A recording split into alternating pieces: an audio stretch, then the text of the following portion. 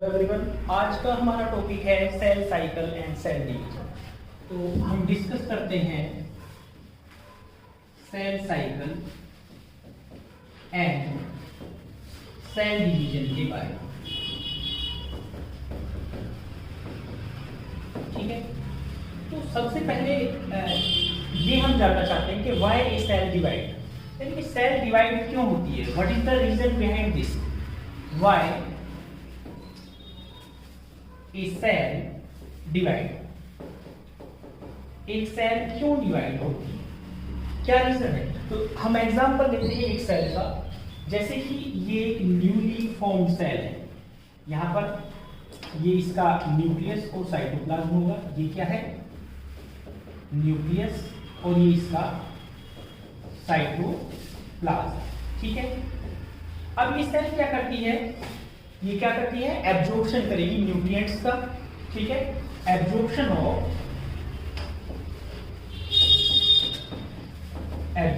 Of nutrients, then it show growth, ये growth show करेगी और ये साइज में इंक्रीज हो जाती है, यानी कि सेल क्या शो कर रही है, ग्रोथ शो कर रही है, इसका साइज इंक्रीज हो रहा है और मेनली क्या इंक्रीज हुआ, इसका साइटोप्लाज्म इंक्रीज हो रहा है, सेल का साइटोप्लाज्म बढ़ जाता है।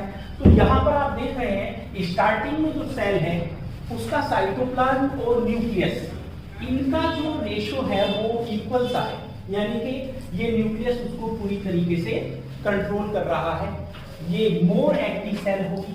लेकिन लास्ट में आप देख रहे हैं जब एक सेल ग्रोथ करती है उसका न्यूक्लियस नहीं बढ़ रहा है, यहाँ पर क्या ग्रोथ कर रही है, क्या ग्रोथ हो रही है, साइटोप्लाज्म, इसका जो साइटोप्लाज्म है ये ग्रोथ कर रहा है। ठीक है ना, और ये इसका nucleus as you know nucleus क्या होता है, nucleus is the commander of cell, means heart of the cell, all activity controlled by nucleus, जो भी एक्टिविटी सेल परफॉर्म करती है वो सभी कौन कंट्रोल करता है, न्यूक्लियस करता है। लेकिन जैसे जैसे सेल इंक्रीज हो रही है साइज बढ़ रहा है, तो न्यूक्लियस का कंट्रोल लूज होता जाता है, यानी कि वो उसको पूरी तरीके से कंट्रोल नहीं कर पाता है। जैसे एक एग्जांपल में हम मान लीजिए एक स्टेट है, काफी बड़ा स्टेट है और उसका सीएम उसको पूरी तरीके से कोऑपरेट मतलब उसका डेवलपमेंट नहीं कर पा रहा है, तो केंद्र सरकार या और क्या डिमांड होती है कि उसको दो स्टेट में डिवाइड कर दिया जाए। तो सेम ऐसे ही एक सेल जब उसका न्यूक्लियस कंट्रोल नहीं कर पाता है तो क्या होगा, सेल डिवाइड हो जाती है, यानी कि जो न्यूक्लियस और साइटोप्लाज्म का रेशो है ये चेंज हो जाता है। स्टार्टिंग में मैंने क्या बताया कि यहाँ पर न्यूक्लियस और साइटोप्लाज्म का रेशो इक्वल सा है, लेकिन लास्ट में जो न्यूक्लियोसाइटोप्लाज्मिक रेशो है वो डिक्रीज हो रहा है। तो यहाँ पर क्या हो रहा है, जो न्यूक्लियोसाइटोप्लाज्मिक रेशो है, साइटोप्लाज्मिक रेशो ये डिक्रीज हो रहा है, और यही क्या है main reason for division of cell, यही मेन रीजन है कि सेल डिवाइड होती है। इसको हम कैसे एक्सप्लेन करेंगे, इसके लिए हम यहाँ पर दो थ्योरी से हम इसको एक्सप्लेन करते हैं कि व्हाई ए सेल डिवाइड, एक सेल क्यों डिवाइड होती है, इसके दो रीजन है। सबसे पहले इसकी थ्योरी क्या है, कर्नप्लाज्म थ्योरी, कर्नप्लाज्म थ्योरी, और इसको हम क्या कहेंगे, न्यूक्लियो साइटोप्लाज्मिक थ्योरी या न्यूक्लियोसाइटोप्लाज्मिक रेशो, और या इसको कैरियोप्लाज्मिक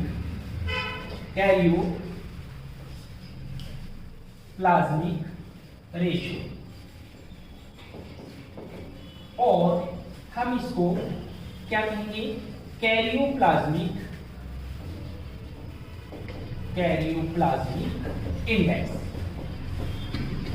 इसे हम KI से डिनोट करते हैं, इससे डिनोट करते हैं KI से। तो इस थ्योरी के अकॉर्डिंग क्या होगा, KI volume of volume of nucleus upon volume of cytoplasm, volume of cytoplasm. यानी कि हम इसको डिनोट करते हैं जैसे कि KI equal to VN upon VC minus VN। ठीक है, यहां पर VN क्या है? VN क्या है? Volume of nucleus. ये क्या है? Volume of nucleus. ठीक है, VC minus VN volume of cytoplasm. ठीक है, यानी कि VC क्या होगा? VC होगा volume of cell, volume of cell. यानी कि सेल के वॉल्यूम से आप न्यूक्लियस का वॉल्यूम अगर माइनस कर दें तो वो किसका होगा? VC minus VN। ये क्या होगा? Volume of cytoplasm. तो जब KI यानी कि when KI decrease, karyoplasmic index decrease हो जाता है, कम होता है, तब क्या होगा? देन ए सेल डिवाइड, तब एक सेल डिवाइड होती है। तो सबसे पहला रीजन है, सबसे पहली थ्योरी कौन सी है? एक बार फिर ध्यान दें, कर्न प्लाज्म थ्योरी, या जिसको हम न्यूक्लियोसाइटोप्लाज्मिक रेशो या कैरियोप्लाज्मिक रेशो से भी डिनोट करते हैं। KI से डिनोट करते हैं कैरियोप्लाज्मिक इंडेक्स। कैरियोप्लाज्मिक इंडेक्स क्या है? Volume of nucleus upon volume of cytoplasm. इसके लिए हम ये फॉर्मूला यूज करते हैं। तो जब भी KI डिक्रीज होता है यानी कि न्यूक्लियोसाइटोप्लाज्मिक रेशो कम होता है, तब एक सेल क्या होगी? डिवाइड होगी। दूसरा इसका रीजन, दूसरा रीजन आप ध्यान दें, दूसरा थ्योरी है वो है cytoplasm surface area volume ratio. तो यहां पर हम इसका जो दूसरा रीजन है सरफेस एरिया वॉल्यूम रेशियो। ठीक है, इसमें भी when surface area ratio volume decrease, जब ये डिक्रीज होता है तो तब क्या होगा? सेल डिवाइड, तब एक सेल डिवाइड होगा। इसको हम एक एग्जांपल लेकर समझते हैं। एक एग्जांपल लेंगे सरफेस एरिया को एक्सप्लेन करने के लिए।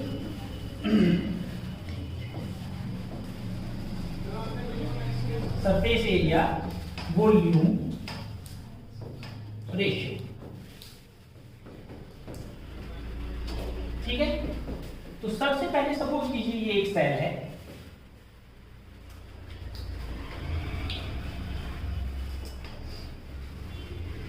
ये एक सेल है, स्टार्टिंग में एक न्यूली फॉर्म सेल है, और सपोज कीजिए इसकी ये arm A equal to 1 centimetre, A कितनी है? इसकी आर्म कितनी है? 1 सेंटीमीटर। तो हम इसका क्या निकालते हैं? Surface area. सरफेस एरिया होता है 6A²। ठीक है, यानी ये 6 × 1 × 1 6 सेंटीमीटर स्क्वायर। इसका सरफेस एरिया कितना हुआ? 6 सेंटीमीटर स्क्वायर। और इसका जो है वॉल्यूम, अब इसका वॉल्यूम होगा A³ यानी कि 1 सेंटीमीटर क्यूब। और सरफेस एरिया रेशो वॉल्यूम ये क्या होगा? 6:1। ठीक है, तो स्टार्टिंग में जब सेल की आर्म 1 सेंटीमीटर है, ये इसका सरफेस एरिया वॉल्यूम रेशो होगा। सेकंड केस में देखिए, जब मान लीजिए A इक्वल टू 2 सेंटीमीटर है, यानी कि इसकी आर्म अगर 2 सेंटीमीटर हो जाती है, तो यहाँ पर सरफेस एरिया कितना होगा? सरफेस एरिया होगा 6 × 2 × 2 मीन्स 24 सेंटीमीटर स्क्वायर। और इसका वॉल्यूम क्या होगा? इसका वॉल्यूम होगा A³ यानी कि 2⁵ equal to 8 centimetre cube.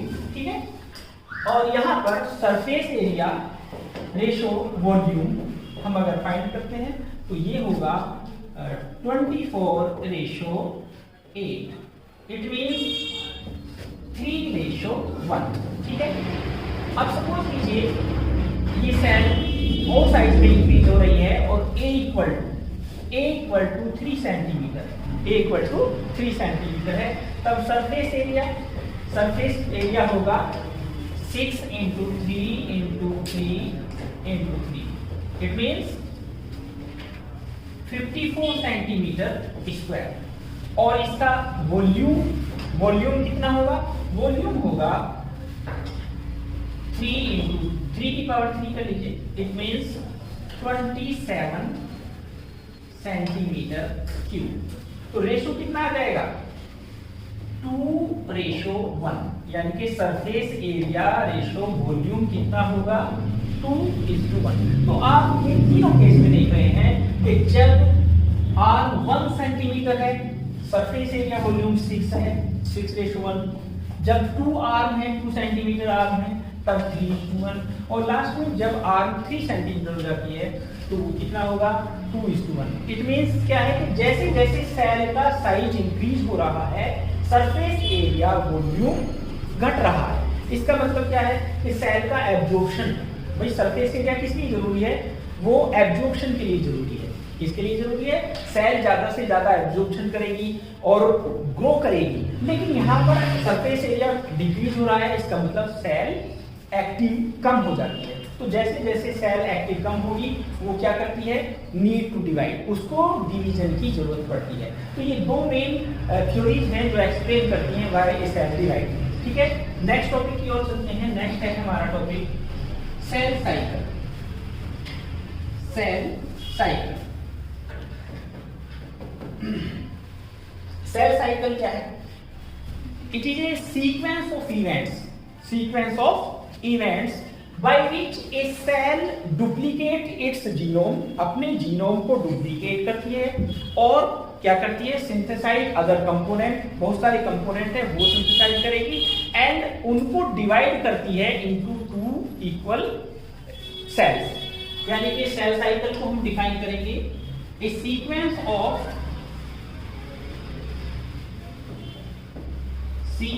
Of events by which a cell duplicate its genome means DNA, वो अपने DNA को डबल करती है। दूसरा, synthesise other component, other components को सिंथेसाइज करेगी and their distribution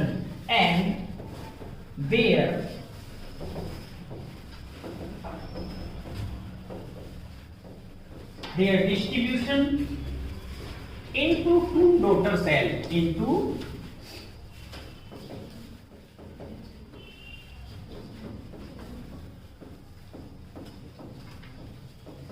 daughter cells. यानी कि 2 सेल्स हैं, यानी कि जैसे ये एक सेल है और ये इसका न्यूक्लियस, इसके अंदर आप ये समझिए कि इसको अपने जैसी 2 सेल बनानी है। अब सपोज कीजिए मेरे पास कोई इंफॉर्मेशन है और मैं वो अपने स्टूडेंट्स को, 2 स्टूडेंट्स को देना चाह रहा हूँ, तो ऐसा नहीं कि मैं उसको फाड़ के दूंगा। मैं क्या करूंगा? उसकी फोटोकॉपी कराऊंगा और तब दोनों को वो प्रॉपर इंफॉर्मेशन जाएगी, यानी कि उन दोनों के पास प्रॉपर इंफॉर्मेशन होगी। तो ऐसे ही सेल क्या करती है? अपने जेनेटिक मटेरियल को डबल करती है, डुप्लीकेट करती है और फिर उसका डिस्ट्रीब्यूशन करती है 2 अलग अलग सेल में। इसी को हम क्या कहेंगे? सेल साइकिल कहेंगे। नेक्स्ट हम बात करते हैं phase of cell cycle. Phase of cell cycle, कौन कौन सी फेज होती है सेल साइकिल? तो देयर आर 2 मेजर फेज। अब यहां पर एक बात को ध्यान दें, the duration of cell cycle is differ. जो सेल साइकिल का ड्यूरेशन है वो डिफर होगा फ्रॉम ऑर्गेनिज्म टू ऑर्गेनिज्म। हम यहां बात कर रहे हैं human cell duration of cell cycle is 24 hours. कितना है? 24 आवर्स होता है। लेकिन ये 24 आवर्स का जो साइकिल है ये 2 पार्ट में डिवाइड होता है। कुछ दूसरे ऑर्गेनिज्म भी हैं, जैसे कि यीस्ट के बारे में बात करें तो वो 90 मिनट्स में अपने सेल को डिवाइड करती है। अगर आप बैक्टीरिया की बात करें, बैक्टीरिया वो 20 मिनट्स में अपनी सेल डिवाइड करता है, ठीक है। तो सबसे पहली फेज है उसको हम इंटरफेज के नाम से जानते हैं, इंटरफेज, या इसे हम आई फेज से भी डिनोट करते हैं, या इसका दूसरा नाम है non dividing phase, non dividing phase. यानी कि इस फेज में डिवीजन नहीं हो रहा है, इस फेज में सेल डिवीजन के लिए तैयार हो रही है। और दूसरी फेज जिसे हम कहेंगे डिवाइडिंग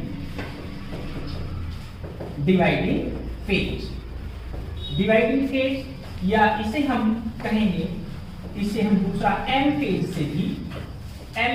से भी हम इसको डिनोट करते हैं।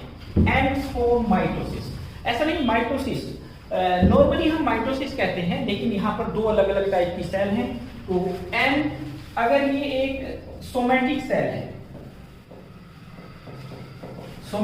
है, then M denoted by mitosis होगा। अगर वो एक जर्मिनल सेल है तब ये मियोसिस होगा, ठीक है। तो दो पार्ट में हमने इसको डिवाइड किया। अब इंटरफेज के बारे में हम बात करते हैं। इंटरफेज स्टार्टिंग में जैसे कि साइंटिस्ट ने स्टडी की सेल साइकिल की, तो उन्होंने देखा कि एक बहुत ही कम समय में, ये जो समय है यहाँ पर सेल माइटोसिस मतलब डिवाइड हो रही है, सेल यहाँ पर क्या हो रही है, डिवाइड हो रही है। लेकिन ये समय है, ये कैसा है, इनएक्टिव। तो उन्होंने स्टार्टिंग में इसको नाम दिया earlier it is known as resting phase, but it is not true, सही नहीं, क्योंकि ये फेज क्या है, मोस्ट एक्टिव। कैसी है, मोस्ट एक्टिव फेज है, सबसे ज्यादा एक्टिव फेज है। यहीं पर जो सारे कंपोनेंट्स हैं, मतलब सेल को डिवाइड होने के लिए जो जरूरत है वो यहीं पर पूरी होती है, ठीक है। दूसरा क्या होगा, यहाँ पर सेल ग्रोथ भी करती है, cell show growth and replicate its DNA। यहां पर सेल अपना डीएनए रेप्लिकेट करती है, ग्रोथ करती है, और जो भी कंपोनेंट है उनको वो डुप्लीकेट करती है। तो इंटरफेज कैसी है, मोस्ट एक्टिव फेज है। अब हम बात करते हैं इंटरफेज के कौन कौन से पार्ट हैं। इंटरफेज को भी हम आगे 3 पार्ट में डिवाइड करते हैं। तो नेक्स्ट है इंटरफेज, या हम इसको डिनोट करते हैं आई से डिनोट करते हैं। अब हम यहां पर बात करते हैं इसके 3 फेज के बारे में। जैसे सबसे पहली फेज, इसकी जो सबसे पहली फेज है वो है G1 फेज। सेकंड फेज है उसको हम नाम देते हैं S फेज। और तीसरी इसकी फेज है उसको हम नाम देते हैं G2 फेज हम नाम देते हैं, ठीक है। तो सबसे पहले G1 फेज। अब जैसे मैं यहाँ पर एक सेल साइकिल ड्रॉ कर रहा हूँ, और इसमें ये सबसे पहली फेज ये G1 होती है, ये S फेज होगी, ये G2 फेज होगी, और ये एक्चुअल डिवीजन जहां पर होता है जिसे हम M फेज कहते हैं, ये होगा। तो ह्यूमन सेल के अकॉर्डिंग हम बात कर रहे हैं। तो जैसे कि हमने बताया आई फेज कितना 23 आवर्स, कितना समय लेती है, more than 95% duration, more than 95% duration of cell cycle, ठीक है। सेल साइकिल का 95% से ज्यादा समय इंटरफेज में। तो जी फेज 11 आवर्स की होती है, ठीक है। एस फेज 8 आवर्स, और जो जी फेज है वो 4 आवर्स की। ठीक है, अब हम बात करते हैं कि जीवन। अब आप यहाँ ध्यान दें, जीवन का मतलब क्या है कि एम के बाद यानी कि डिवीजन होने के बाद, और ये एस फेज का मतलब क्या है, इसको हम रेप्लिकेटिंग फेज कहेंगे। यहाँ पर क्या होगा, डीएनए रेप्लिकेशन होता है, रेप्लिकेशन। ठीक है, डीएनए रेप्लिकेशन, या इसको हम सिंथेटिक फेज के नाम से भी जानते हैं। एस फेज को हम क्या नाम देते हैं, सिंथेटिक फेज। तो सिंथेटिक फेज से पहले और डिवीजन के बाद यहाँ पर क्या है, यहाँ पर डिवीजन हो रहा है, जो एक्चुअल डिवीजन है वो यहाँ पर हो रहा है। तो हम इसको नाम देते हैं, इसमें क्या होगा जीवन में, gap between M and S, M and S phase. ठीक है, आप समझे। तो किसके बीच, डिवीजन फेज और सिंथेटिक फेज के बीच का जो गैप है उसको हम नाम देते हैं जीवन फेज। दूसरा ये क्या होगी, प्री सिंथेटिक फेज, यानी कि इसको दूसरा नाम प्री सिंथेटिक फेज नाम देंगे। दूसरा नाम देंगे इसको पोस्ट माइटोटिक फेज इसको हम नाम देते हैं। अब यहां पर दूसरा आपने ध्यान रखना कि सेल डिवीजन के बाद, यानी कि stage after sale division and before DNA replication. अब यहां पर क्या होगा, ऑल सेल ऑर्गेनल्स, है ना, डुप्लीकेशन ऑफ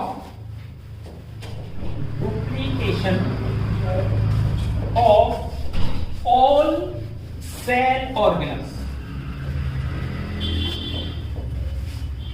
जो सभी सेल ऑर्गेनल्स हैं वो डुप्लीकेट हो रहे हैं, except mitochondria and plastid and centriole. अगर वो एनिमल सेल है, ये किसमें होगा, in case of animal cell. ठीक है ना, एनिमल सेल। तो यहां पर जो सभी सेल ऑर्गेनल्स हैं वो डुप्लीकेट होते हैं, इसको छोड़ करके, माइटोकॉन्ड्रिया, प्लास्टिड और सेंट्रियोल। दूसरा आ जाते हैं, दूसरा हम बात करते हैं एस फेज के बारे में। हाँ, दूसरा इसमें क्या होगा, जो भी डीएनए रेप्लिकेशन के लिए रिक्वायरमेंट है, डीएनए रेप्लिकेशन के लिए रिक्वायरमेंट है, वो सभी प्रोटीन कहां पर सिंथेसाइज होगी, जीवन फेज में होगी। यानी कि all protein required for DNA replication synthesise in G one phase. जो भी रेप्लिकेशन के लिए यानी कि एस फेज में रेप्लिकेशन हो रहा है, तो यहां पर जो भी प्रोटीन रिक्वायर्ड होती है वो यहां पर सिंथेसाइज होगी। दूसरा हम बात करते हैं एस फेज के बारे में। दूसरा क्या है, एस फेज, इसमें हम क्या नाम देंगे, यानी कि ये क्या होगा, gap between G1 and G2। यानी कि जीवन, वो सेल साइकिल आपके लिए एक बार देखें, जैसे ये सेल साइकिल है और इसमें ये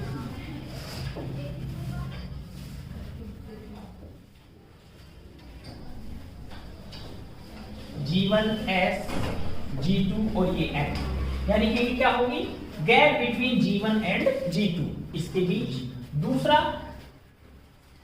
यहां पर मेन फंक्शन क्या होगा, replication of DNA and centriole, replication of DNA and histone protein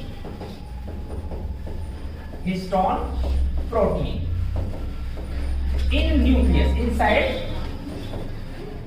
nucleus. यानी कि न्यूक्लियस के अंदर रेप्लिकेशन किसका होगा, डीएनए का और हिस्टोन प्रोटीन का। दूसरा डुप्लीकेशन ऑफ या रेप्लिकेशन ऑफ सेंट्रियोल, ये कहां होगा, इनसाइड साइटोप्लाज्म में। तो यहां पर दो चीजें मेन, यानी कि डीएनए का रेप्लिकेशन सेंट्रियोल का रेप्लिकेशन, और जो हिस्टोन प्रोटीन है उसका रेप्लिकेशन किसमें होगा, एस फेज में होगा। अब हम बात करते हैं थर्ड फेज। थर्ड फेज क्या है, third phase G2 phase. G2 phase के बारे में, G2 फेज एक बार फिर आप ध्यान दें, ये एक सेल साइकिल है और ये इसका G1 S और ये G2 और ये M। G2 इसका मतलब है सिंथेसाइज फेज और माइटोसिस फेज के बीच का जो गैप है, यानी कि ये क्या होगा, gap between S and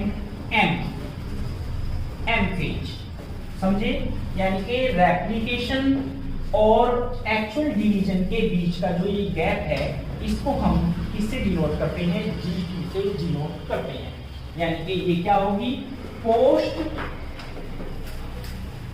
replicating phase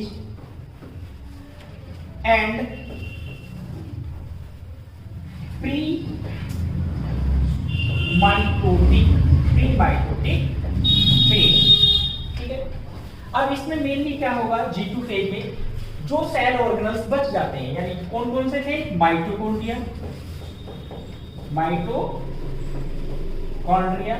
and plastid, ये रेप्लिकेट्स होंगी। दूसरा, formation of RNA and protein for sale division. जो सेल डिवीजन के लिए आरएनए और प्रोटीन चाहिए वो यहां पर सिंथेसाइज होंगे। दूसरा एक मेन प्रोटीन है ट्यूब्यूलिन प्रोटीन, सिंथेसाइज ऑफ या फॉर्मेशन ऑफ ट्यूब्यूलिन प्रोटीन, ये कहां पर होगी, ये G2 फेज में सिंथेसाइज होगी। तो हम यहां पर देख रहे हैं मेनली जो सेल ऑर्गेनल्स बच जाते हैं डुप्लीकेट होने से, वो प्लास्टिड और माइटोकॉन्ड्रिया, वो कहां पर सिंथेसाइज हो रहे हैं, वो G2 फेज में हो रहे हैं। दूसरा जो मेन प्रोटीन है ट्यूब्यूलिन प्रोटीन, ये कहां पर जरूरत होगी, जब सेल मेटाफेज में आती है तो क्रोमोसोम जब इक्वेटर पर होंगी तो काइनेटोकोर से एक स्पिंडल फाइबर्स अटैच होता है। ये क्या है, स्पिंडल फाइबर्स। ये स्पिंडल फाइबर्स किसका बना होगा, ट्यूब्यूलिन का बना होगा। तो ये प्रोटीन भी यहां पर बनती है। ठीक है, अब नेक्स्ट हम बात करते हैं एम फेज, यानी कि जो सेकंड फेज है वो है एम फेज। एम फेज या इसको हम क्या कहेंगे, डिवाइडिंग फेज हम इसको कहेंगे। M phase further dividing to two part, यानी कि एम फेज में भी दो पार्ट होते हैं। एम फेज का जो ड्यूरेशन होता है वो कितना होगा, 1 आवर होगा, 1 आवर, ठीक है ना, 1 घंटे का समय होगा, क्योंकि 23 घंटे वो किसमें होते हैं, इंटरफेज में। अब यहां पर दो पार्ट हैं इसके। पहला पार्ट है कैरियोकाइनेसिस, पहला पार्ट क्या होगा, कैरियोकाइनेसिस, और दूसरा पार्ट क्या होगा, साइटोकाइनेसिस। कैरियोकाइनेसिस का मतलब है डिवीजन ऑफ न्यूक्लियस, यानी कि न्यूक्लियस का डिवीजन, और साइटोकाइनेसिस का मतलब है डिवीजन ऑफ साइटोप्लाज्म। ठीक है, अब karyokinesis further divided to 4 stage, ये भी 4 स्टेज में डिवाइड होगी। जैसे सबसे पहला होती है प्रोफेज। सबसे पहली स्टेज क्या होगी, प्रोफेज। ये लॉन्गेस्ट फेज होती है, लॉन्गेस्ट। दूसरी फेज होगी इसकी मेटाफेज।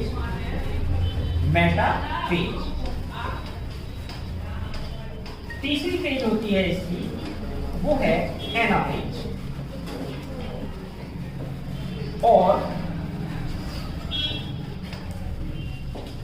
लास्ट फेज होती है वो है टीलोफेज। टीलोफेज लास्ट फेज क्या होती है? टीलोफेज। ये सबसे लॉन्गेस्ट फेज है, ये शॉर्टेस्ट फेज होती है, शॉर्टेस्ट फेज। और मेटाफेज क्या होती है?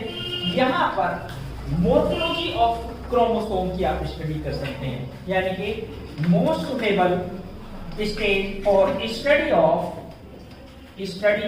कैरियोटाइप ऑफ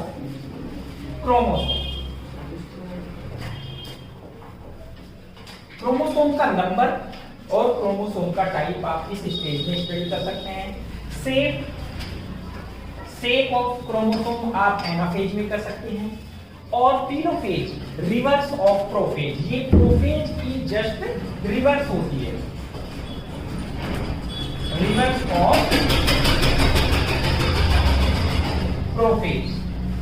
प्रोफेज की रिवर्स होती है।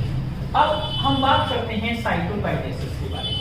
साइटोकाइनेसिस यानी कि डिवीजन ऑफ साइटोप्लाज्म। भाई न्यूक्लियस डिवाइड हो गया है, अब इसके बाद लास्ट में जब दो न्यूक्लियस बन जाते हैं तो साइटोप्लाज्म का डिवीजन होना है। तो साइटोप्लाज्म या इसको हम क्या कहेंगे? Cytokinesis in case of animal, ये भी दो तरीके से होती है। इन केस ऑफ एनिमल के केस में ये किससे होगी? बाई फरो मेथड से होगी। और कैसी होगी? ये होगी सेंट्रीपीटल। कैसी होगी? सेंट्रीपीटल होगी। जैसे कि मान लीजिए ये लास्ट में टीलोफेज स्टेज है और एक न्यूक्लियस यहाँ पर है, एक यहाँ, तो क्या होगा? ये प्लाज्मा मेम्ब्रेन अंदर की ओर धंसना शुरू हो जाती है। इसको हम बोलते हैं फरो मेथड, ठीक है। और लास्ट में जाकर के ये दो सेल बन जाती है। इन केस ऑफ प्लांट के केस में ये किससे होगी?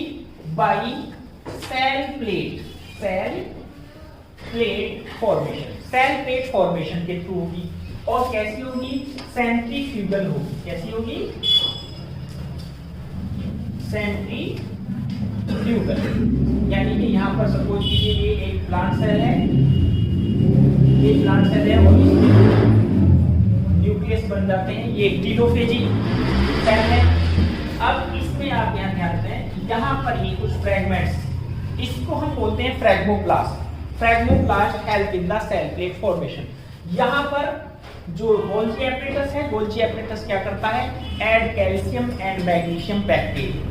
कैल्शियम और मैग्नीशियम पैक्टेट ऐड होते हैं और सेल प्लेट फॉर्मेशन हो जाता है। इस तरीके से दो सेल बन जाते हैं। तो आज के लिए इतना ही टॉपिक रहेगा हमारा।